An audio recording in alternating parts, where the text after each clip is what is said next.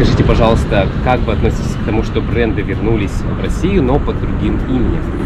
Ну, мне это нравится, в принципе, только местами названия не очень. Я к этому вполне нормально отношусь. Если прям совсем не плагиат, там так нормально. Почему они ушли? Это их политическая позиция именно той страны, где они зарегистрированы, то есть Соединенных Штатов Америки. Вот, они, так скажем, не возвращались. Они продали свою долю в российском рынке нашим российским акционерам, и он уже провел ребрендинг, потому что по их правилам они не могут торговать здесь под их именем.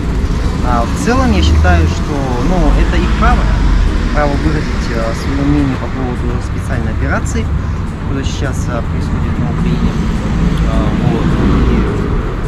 И лично я считаю, что они очень много потеряли, потому что у нас очень большая страна.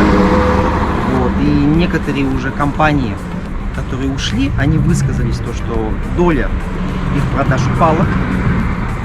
И их прибыль и выручка в целом, соответственно, тоже потеряет энергию. Ну, пробовал «Вкусная точка», это же место Макдональдс. Ну, такое. Так, на себе не ощутил особо. Так что мне это безразлично. Я не могу, что они вернулись или ушли, я ничего не ощутила насчет этого.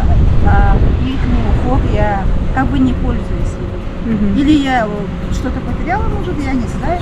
Но в моем возрасте, из-за возраста, может, я не слежу с всякими.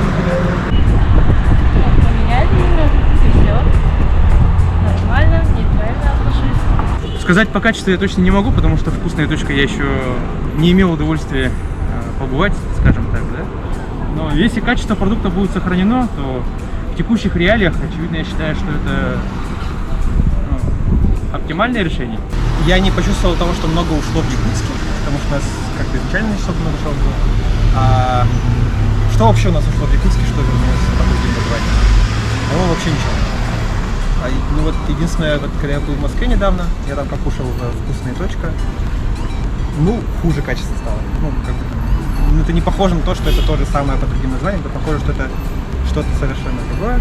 Хотя даже, по-моему, когда я там был, там меню имело те же самые блюда, что и в Макдональдсе. Отношусь как с горечью, ожидаю возвращения.